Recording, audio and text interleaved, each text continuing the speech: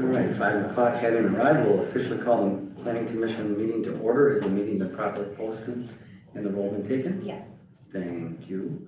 Item number 2, our approval of the minutes. 2.1 are minutes of the September 6th and minutes from the September 20th Common Council and Planning Commission joint meeting. Is there a motion to approve? So There's a motion and a second. Any further discussion? Seeing and hearing none, all those in favor of the motion signify by stating aye. Aye. Opposed, same sign. Motion passes. Item number 3 is communications. Item number 4 is the public hearing, review, and possible recommendation for Ryan Delavan. 4.1 is public hearing on a request to consider a rezoning petition for the property at 910 East Geneva Street, tax parcel XAS 41 and XAS 51, the former Luther Memorial Church, from institutional to business local BL zoning district. Again, applicant Ryan Delavan. At this time, I go ahead and open the public hearing. Usually Why we don't you start? And then I'll start. follow. Hello again, everybody. We just opened up the public hearing on the first agenda item. All right. So as it says, institutional to business local. If you have any questions, please let me know. I can tell you a little bit about what I'm trying to do, as we have talked about before, but can we also understand what's going on as well? I'd like to answer questions. But so what I'm going to do with the building is turn it into a family fitness center. Actually build it to 24/7 family fitness center, something that I want to build in this town. I think it'd be beneficial for not just certain individuals, but everyone. I think everybody should be having health and fitness in their life. I think it'd better the community to be here, as well as taking a building that's been empty for quite some time and putting it to good use. So, Any questions, commissioners? Does staff have any input at this time? Can just add a few words, I suppose. Yes. Thank you. So, as the applicant stated, he's proposing to rezone the parcel to BL, Business Local Zoning District. This would be consistent with the newly amended comprehensive plan that kind of paved the way for this by changing the comp plan designation for the parcel, allowing the city to consider the rezone to business local. Following the rezone, later on this agenda, you'll see that the applicant is requesting a conditional use permit to enable a fitness center. So this would be step 1 of the 2 steps for you this evening. Thank you. Any questions for staff? Any concerns with neighbors? So I don't believe so. I think this property has been operating pretty well with a residential to the southeast. In fact, that neighboring property has an easement through this property to access their own residential garage through what used to be the church parking lot. As we'll see on the next agenda item for the conditional use permit, my recommendation is that if there are any exterior improvements or more changes to the site, a buffer yard would be recommended between the residential zoning and the business local zoning to kind of buffer the existing residential development from future development. But since this applicant really isn't proposing much in the way of changes to the site, it was my opinion that there's probably not a huge need to change and insert the buffer yard now, since the church and the residents had existed pretty much harmoniously up to this point. But when we get the conditional use step of the agenda, if the council or the plan commission wishes to add a buffer yard requirement or increase plantings or anything along those lines, that would be within the purview to do.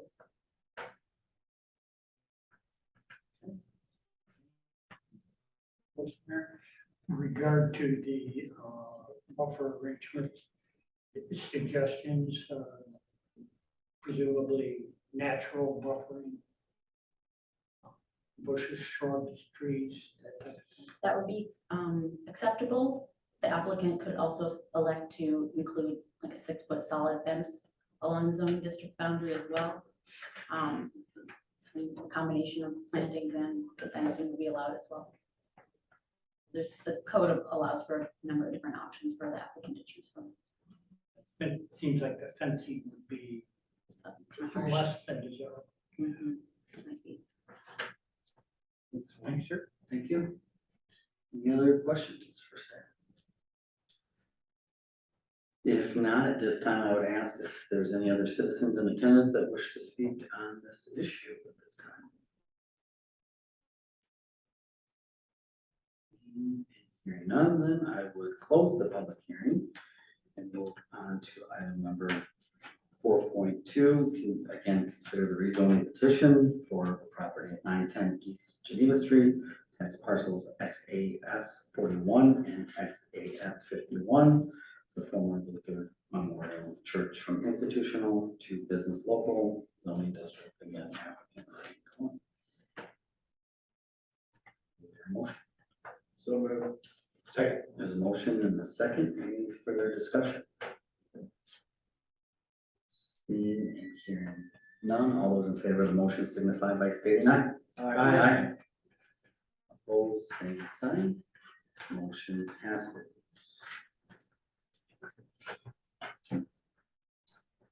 Moving on to item number 5 is the public hearing to review and possible recommendation. Again, Ryan Delavan.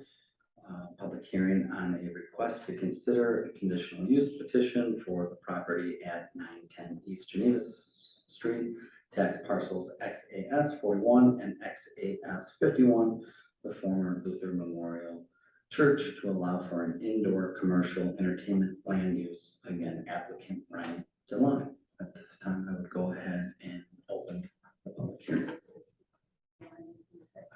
Okay. Figured. Okay, so this is the conditional use permit for the fitness center. Specifically under the zoning ordinance, this would be considered major indoor commercial entertainment. And so that's any entertainment type use that might have late operating hours such as this, located indoors. So that requires a conditional use permit. The applicant's also proposing at a future date, or is considering at a future date, to add volleyball courts on the outside, on the outdoor sand volleyball courts for the use of gym members. And so I worked with the applicant to determine a suitable location for those courts. That would be considered a special use under the zoning ordinance. So normally that would come in for administrative approval, but since it's part of this conditional use, I'd ask that we just kind of work with him to determine a suitable location for that. That has to meet principal building setbacks, and would sometimes trigger additional buffering because, volleyball could potentially have impacts on neighboring properties. And so my recommendation is by locating the courts on the northeast portion of the property, the existing building can kind of serve as that buffer. And then that would mean the courts would not be visible from the residentially zoned property to the southeast. So I think that's a pretty good arrangement. Again, the plan commission could suggest additional landscape buffering if there is any concern. Let's see. No, application does not propose any new exterior lighting, so they would just be required to meet the city's dark sky requirements for additional lighting, if any is added. There are no changes proposed to the parking lot, so the former church parking lot would serve as the parking lot for this use, which should be more than sufficient for the expected level of activity for this parcel. And I'll take us over here to the conditions here. Okay. So my staff has suggested the following conditions of approval just to ensure that the proposed use is compatible with surrounding property. The first is that volleyball courts, when implemented, shall only be available for use by gym members during the times when the gym is staffed. Application materials also include a reference to potential for 24/7 access for the gym, for gym members. That's becoming increasingly common. We've seen that in a lot of communities. Usually how it works is that gym members pay their membership and that gives them a key fob that allows them 24/7 access to the building. So conditions of approval just stating that, before the city would approve 24/7 hours for operation, they would have to have that system set up in place so that it's not just people coming in and going at any time. Third condition is required as referring to the exterior lighting, just ensuring that any changes to lighting on site, we can set the city's dark sky standards. And then fourth, if there's anything that the commission wishes to add. Okay. Any questions for staff? Mr. Mayor, Yes. I know that it was mentioned that only when it was staffed would the volleyball courts be used. I would suggest that we put a time limit on that also for the neighbors. Because I wouldn't want, if they happen to have staff there longer than normal, at a certain time, we should say it's got to be quiet there instead of playing volleyball all night.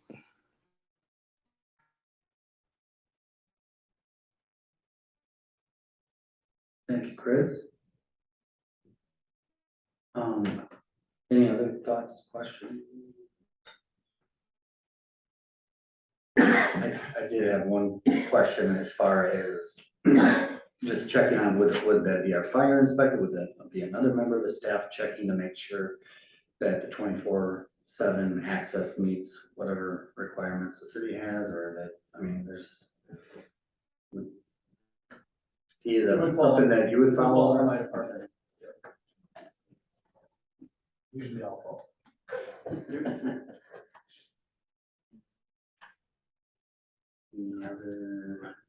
Oh, sorry. Do we have any rules about monitoring 24/7 access facilities?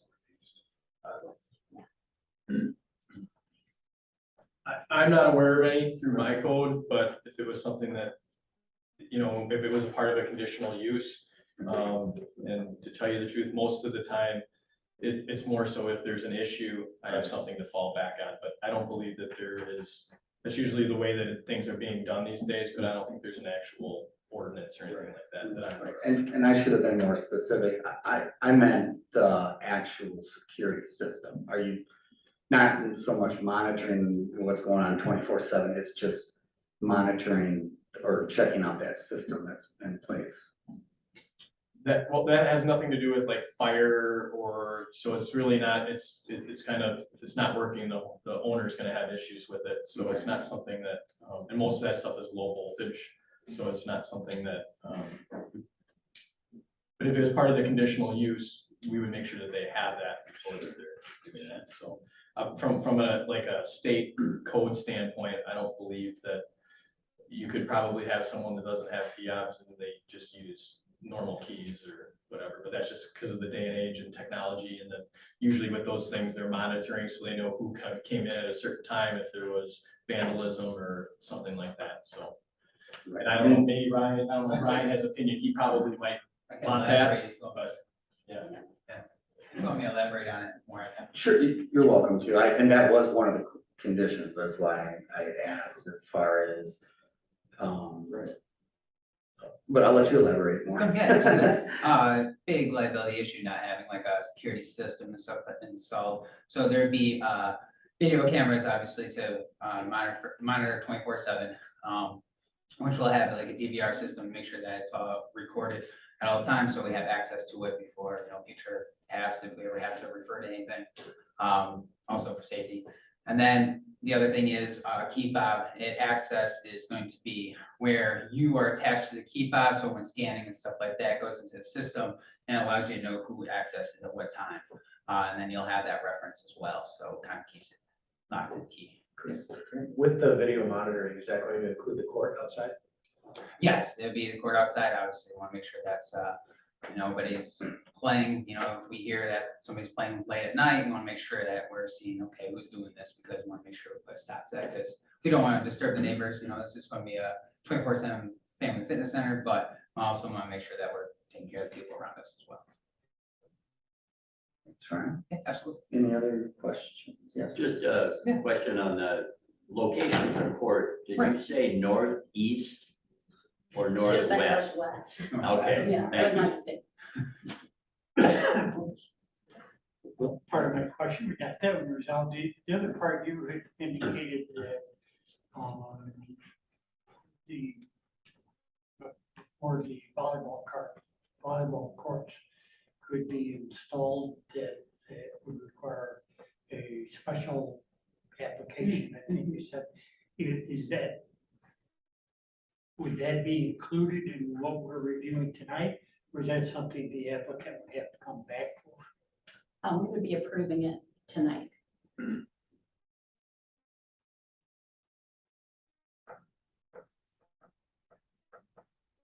All right.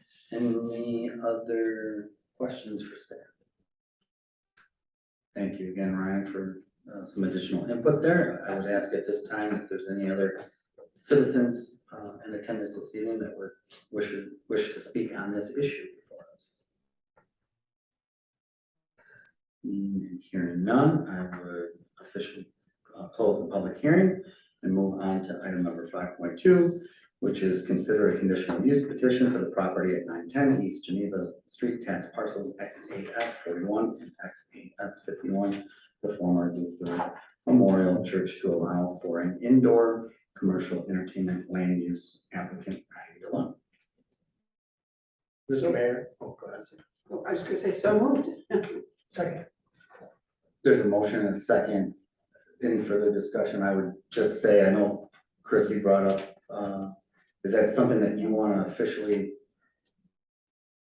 make an amendment as part of the conditions listed?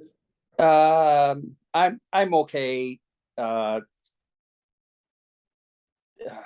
If it ends up being a problem, I assume the city can come and talk to Ryan and have that discussion with you, so.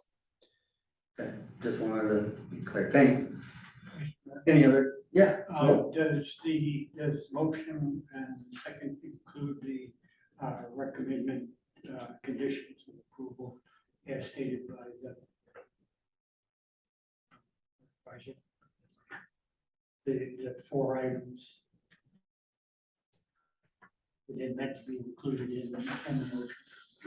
We got, yes, 7 conditions, recommended conditions, and then the 4 listed below. I just was asking for clarity because I thought Chris had brought up a good point, but As long as those are, I just wanted to make sure they're included in the Yeah. motion. Yep. So there's a motion and a second. Any further discussion? Seeing and hearing none, all those in favor of the motion signify by stating aye. Aye. Opposed, same sign.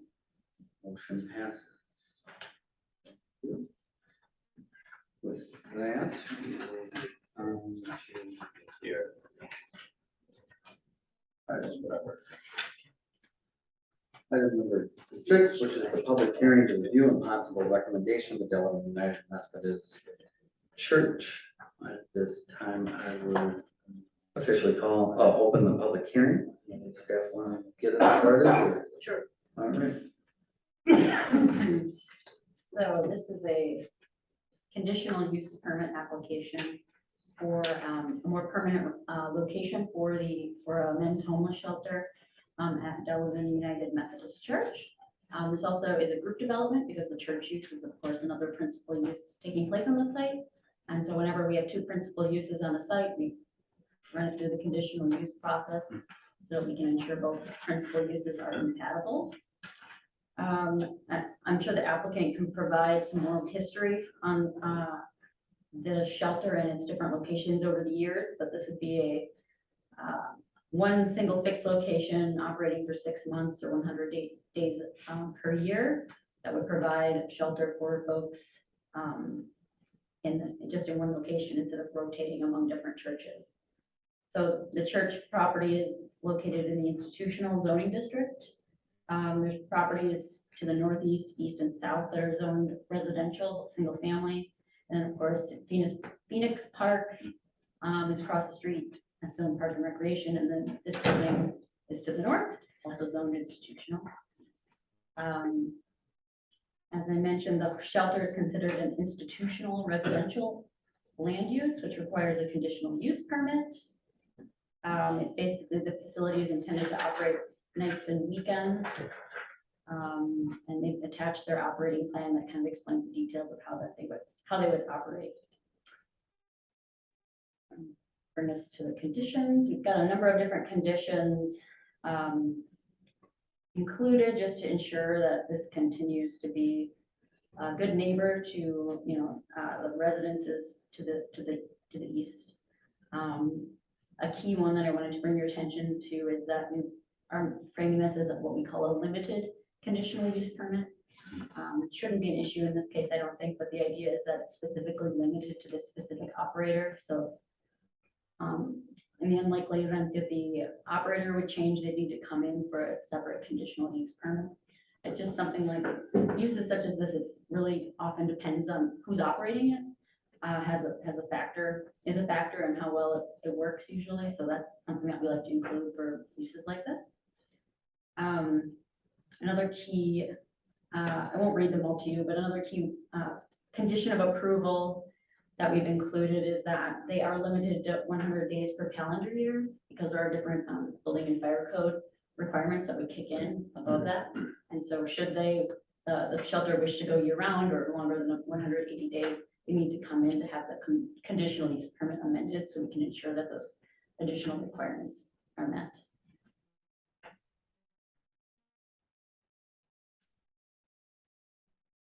Questions for staff? Kevin? I have just one question, because it didn't occur to me until just now. So the facility can operate 100 days. 180. I'm sorry. 6 months. 180. The average, I read this correctly, I think the average time in for one of the homeless persons was 200 and some odd days. I get that right? I think the applicant could probably answer that Yeah. question. No. Anyone could, yeah. So, I'm Lynn Curtis, Executive Director for Spirit of Hope. The shelter is open the 180 days. We have kept to that time frame. We open in November and we close the end of April. So there would not have been a possibility for someone to have been in the shelter that long. Okay. Generally, they are there. So what we're looking for is for them to come in and try and move forward in whatever way we can help them do that. And work and getting a job, of course, is encouraged. Getting health help through our social worker. We have one on the board.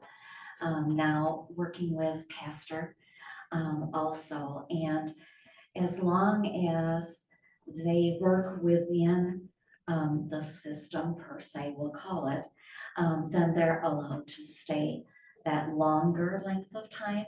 If they come in, they're disruptive, they cannot maintain their sobriety, either with drugs or with alcohol, and those instances keep happening, then their days would be limited. Thank you. I found the paragraph, I misread Oh, the good. number of men and the number of nights. Okay. Very- Okay, thank you. Can I answer other questions for you?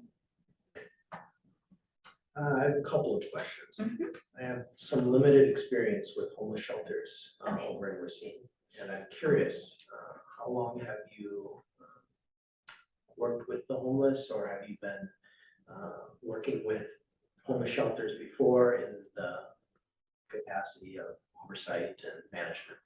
Certainly. We started in 2005 here in Walworth County. We started out originally with 20 gentlemen and have been rotating for all of these years from church site to church site. We utilize staffing at each of our church locations to work with the gentlemen, to be receiving them. They come in, we do a background check on them. We sit with them and find out exactly what's happening with their life. And try and make out a plan for them to put into action. So for instance, we may get someone referred to us by the jail system. They're coming out of jail, they need a place to go. Could they come to us? So they will come to us, we hopefully know beforehand, or may not, that they're coming in. And Will would sit down with them and make out that action plan. We want to make sure that they get to their court dates. So we're going to provide a means for them to actively get to those dates. We're going to work within the system to get them to their meetings with all of the people in the Go on. as well. So we're trying to help them make certain that these things can happen. And then at the same time, we're encouraging them to get some kind of employment and to be saving money for when they leave the shelter. So for instance, this last year, we had a young gentleman come into the shelter who had been employed by one of the hotels in Lake Geneva. And he got in trouble and needed to be on a plan and following through on those steps. And so he hadn't really lost the job because they really, really liked him, which was great. And so he worked with them to get his position back. We made sure that he was at his workplace for the hours that he needed to work. And we also made sure that he was at those meetings with the judicial system. So the gentleman who is helping with our social work worked for a large number of years. Do you know? Well, worked for the jail system. Yeah, as a social worker. And he is really wonderful with the gentleman and helping us identify and working through potential for issues. Questions? Well, A question regarding supervision and security. Yes. When the facility is open and available, who provides the supervision? Are these people trained? Are they professionals? And same questions regarding security, not only for this facility, but also for the neighborhood.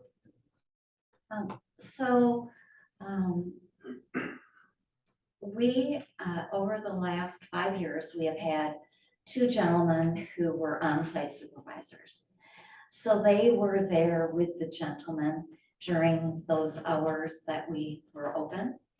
And on their 2 days off, then we had an additional person at whatever site we were at fill in for them, in addition to providing their own person.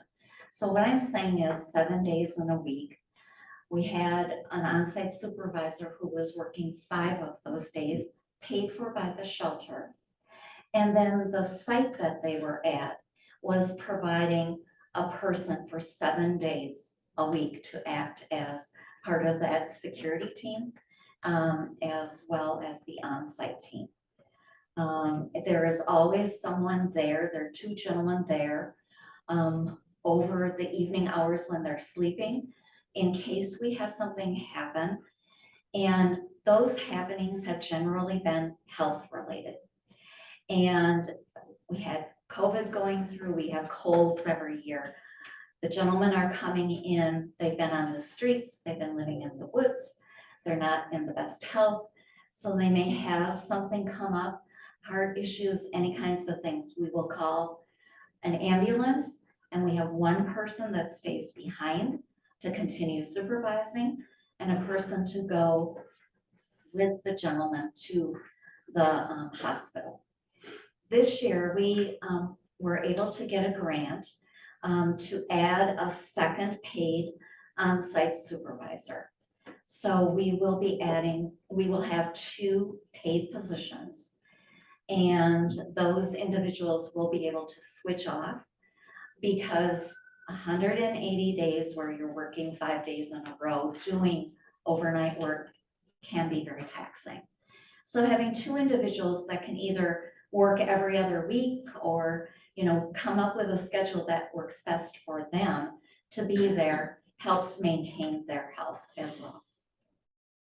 So as far as security is concerned, we encounter all the things in life, the alcohol, the drugs, mental health issues have been huge. We have been very fortunate that our system works and that we have rarely had to call the police to help us. And when we do, the nice thing about that, if there is a nice thing about having to call the police, is that they will come in, they talk to both, if there's 2 individuals who are involved in a situation, they talk with them and then they give us their recommendations of what need to be done, and then we follow them. But we have a lot of rules that are in place to help maintain stability within the shelter. And it has worked very well.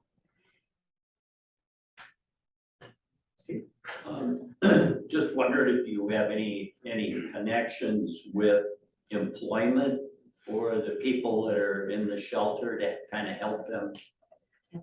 We utilize the employment agencies here in town generally. A number of the gentlemen end up getting hired by Generac, which actually is outside of Walworth County, but it is such a large employer. And we have had the opportunity to be driving through Whitewater quite often in the last couple months.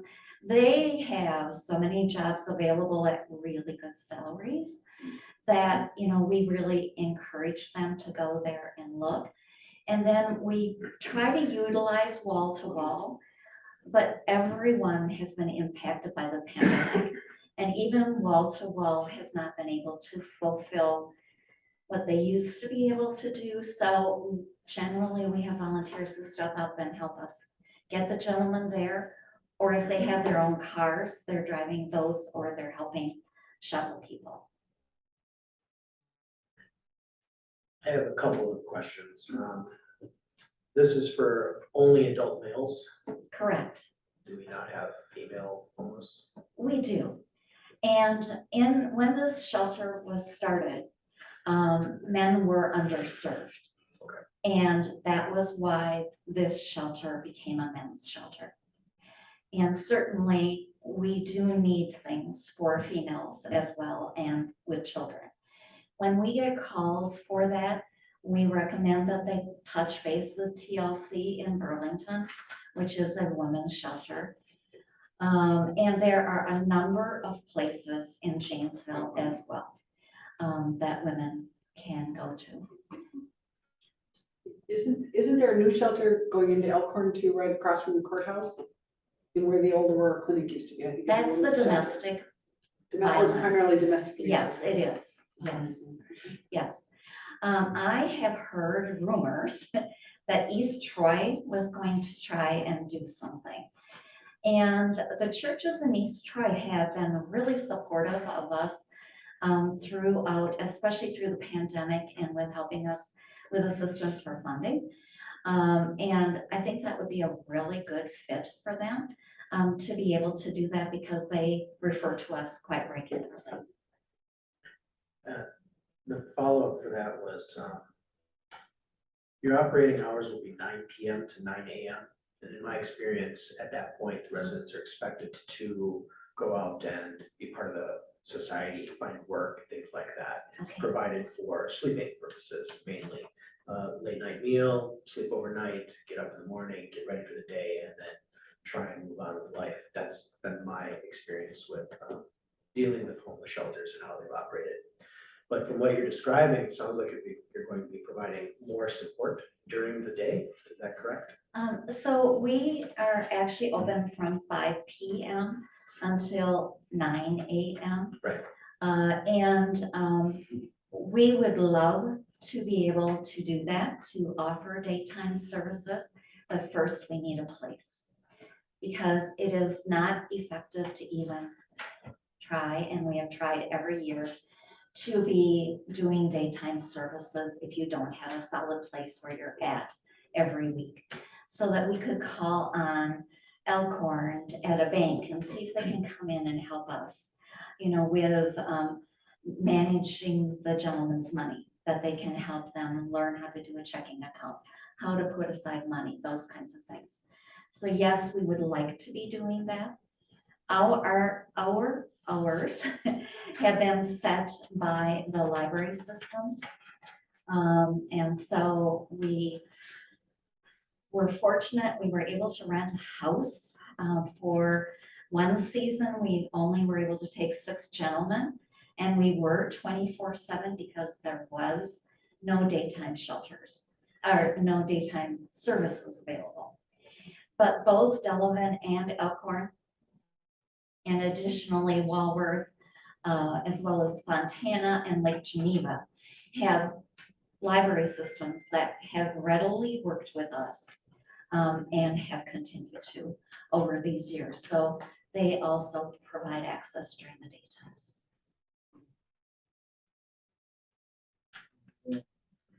Questions? Is there anyone here from the Well, I haven't got- church? Yes, Oh, Pastor is I here. got it. Well, did you have a question? Because I got some questions, but. No, go ahead, sir. Are you sure? Okay. Back to your point, Will, I had questions about, staffing and security as well. So item number 7, one of the conditions, I just want to be clear, because I had heard you mention something about a grant to get a second paid person. Right, I just want to be clear that the number 7 condition is the facility shall maintain a minimum level of staff of 2 on-site staff. Additional staff and volunteers may supplement this minimum staffing level above and beyond, is the way I look at it. So I just wanted to make sure it was Correct. clear. It's great that you have 2 paid, yes. but they're on site at all. They are on, oh yes, the paid people will be on site at all times. And then anyone else Yes, and, taking over them so they do get a break, which is I'm right, sure needed, then Right. it's still 2 other Correct. people coming Yeah. in. we will have, and I should clarify that it will be one paid person with a volunteer from the church or whomever is filling that week for volunteer and meal support. So it's going to be 1 + 1. And the volunteers are all trained. We do have a system that we suggest and that has been very good over the years as we've been rotating. The thought is now they won't have to worry about their place. They'll be coming to one central place. They will have one on-site supervisor there to always be there to help them with any questions that they have as a volunteer. Meals will come in effectively from the communities as well. Gotcha. And then number 9 condition is the facility shall install appropriate security systems prior to the opening of the facility to residents. So my question would be, what is that security system? Is it, and that's actually why I asked the previous person that was petitioning us that same question, because I was actually looking at yours Right. and made notes, and I thought, well, to be fair, we should be asking them who's gonna monitor that, what kind of Right. system is that? Right. And so that's, but for you. Yes, I and that was one of the first things that we talked about with the church, was that we would make sure that there was a security system installed. And of course, today, I can't tell you what that's going to look like, because, of course, our hope is that we can get this approved. And then we will go ahead and take care of getting that system. I work daytimes, part-time, as a parish assistant at a Lutheran church in Janesville. And we have that kind of system that we're talking about. So when people come in, they have a fob, it registers and it tells us that information. They do not have cameras at this point in time, but they do have that. We will want some kind of system that satisfies the needs of not only the church, but the neighborhood, the outside of the building. So yes, we will address that. And then another question I had is, I knew that you at least had one neighborhood informational meeting, but I just wondered for the rest of the committee, if you could speak to how many you had and if anyone Certainly. came out. Well, we actually scheduled two. We scheduled one for a Sunday and early evening, and one for a Thursday in the afternoon.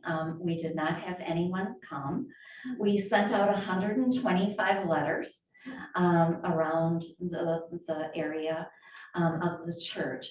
We did, however, have responses from two individuals who had questions that they asked and spoke to one of the gentlemen from the church about, and were very supportive of that happening. So, That was gonna be my follow-up question, is if there were any concerns that came out of those meetings. Yeah. What have you done to maybe address those, or certainly if they come up as you Right. continue the process, I'm sure could look to address any Right. of those concerns, whatever they may be. the shelter's been good at trying to stay ahead of the curve with the potentials of what the generations are changing and what we're seeing out in the general public. And so I think that's helped us to be able to speak to people and neighbors around us with solving issues. We have a policy that states that if there is an issue at a library with one of our gentlemen and they are banned from the library, they will receive a warning from us as well, because that relationship is very necessary to happen. So we want to proactively be out there taking care of things. And I had one final question at this time, because I know you talked about, if people are disruptive or not following the rules, then their stay is much shorter, and either that or asked to leave completely. And I know you had also mentioned that it's rare where you've had to call maybe the police to intervene. What, if anything, can you speak to if you've had examples where you've had to let someone go or ask them to leave? I mean, that's cut off, all ties are cut off at that point, and you don't track what that individual may be or what they're doing after. Maybe you can explain that to the. So of course, it depends on what they've done. So for both drinking and drugs, we have policies that state, so if someone comes in drunk, we're gonna talk with them the next day. We're gonna say, if you wanna be back, you need to be sober when you come here, because they are breathalyzed upon entering, and multiple times if necessary. And so those warnings get longer. So the next warning they may get maybe a month, and then the next warning maybe a year.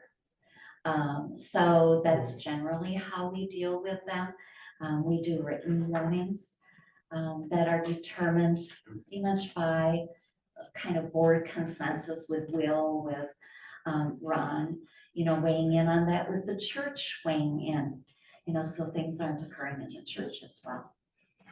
And as far as how it's happened, We don't usually have the opportunity to track them closely, but a lot of times we do see them out and about during the time that we are closed, and we make certain that we touch base with them and see how they are doing. We want to hopefully be able to put them, to give them the opportunity to talk with relatives or a friend that they can go to that person from us. And so we generally know what the plan is. Whether they stick to that plan when we drop them off is their decision. Any other question? Yes. Are you currently working with the homelessness task force? Yes, we have been for, 4 years? Do you have intentions to report directly to them, or is that something that, because I feel that that's appropriate for us to consider, seeing if this is going to be a permanent addition to the city, and I'd like to have some sort of tie-in with that. I would be more than happy for us to report that information. Absolutely. We can let them, and generally you ask us how many gentlemen we have, and how things are. So we certainly can do that to whatever level you would prefer. Just so I understand, this is kind of replacing the multiple church approach, right? Yes, only on the going from place to place. Those churches will still be implemented for providing the volunteers on a rotating basis. Plus, we will encourage any groups that want to come in. We have a youth group from Lake Geneva's United Methodist Church that regularly makes a meal and comes in and spends the evening with the gentlemen playing games, board games and those kinds of things. And other fraternal organizations, we'd like to include those as well. And I think that we will have better outreach for churches because we won't be at their location because of the school issue, having a school attached to them. And that we've had churches that have really, really wanted to help, but couldn't have us there, or they didn't have enough members. And that's been a huge consideration for the last year.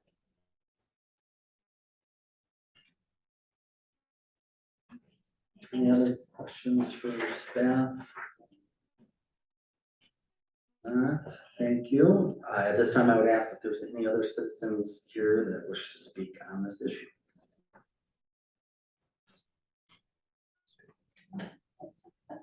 Yeah. So Will did ask if there was someone from the church, and you're welcome to speak. All I would ask is that you state your name and address for the record. Yes, my name is Pastor Angel Rosario. I've been a pastor of the Delavan United Methodist Church for 2 years. We came from Medford up north in 2020, and one of the first things that I like to do as a pastor is to know the community and what is the need of the community. And at that point, I was aware of the need of a homeless program, and I was also aware of the Spirit of Hope homeless shelter, and I said, instead of reinventing the wheel, why don't we partner up and do this? So that's how we got together, and here we are. Thank you. Thank you. Anyone else wish to speak at this time? If not, I would close the public hearing and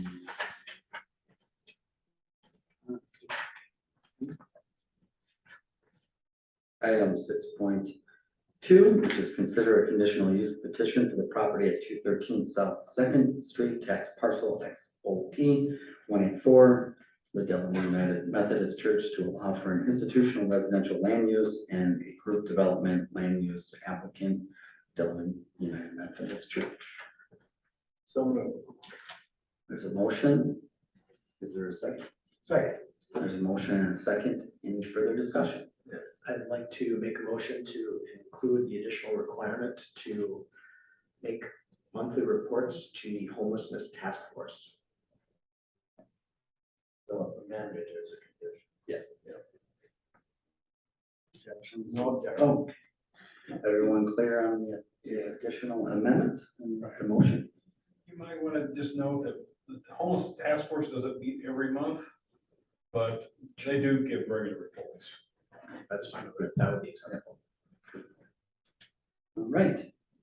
If there's no further discussion, there's been a motion and a second. All those in favor of the motion signify by stating aye. Aye. Opposed, same sign. Motion passes. Thank you. Moving on to item number 7 is business. Or, number 8 is update on the building and zoning related matters. Not too much to report, but I do have 2 new single-family homes on Tamarack Street. So we are getting some more single families. I believe that's number 14 for the year. Things are, in our commercial section, we're one of the House Drive, Millennium's got a temporary occupancy. Most of those buildings are starting to be finished up. They've been out there for a while. And King's is now open. Everyone's been asking me about that for a long time. And so my next person to get open is Paxton Burlap, so I'm working on that. He's supposed to be open by the end of the month, I believe, because he volunteered to host something. So it might just be the first floor, but he's supposed to at least get a temporary occupancy. And it's been a long awaited. I think it's going to be great for our community. So now, I guess have any questions or anything else for me? Anything new on our new storage area? Our new storage area, which is What used to be the furniture store?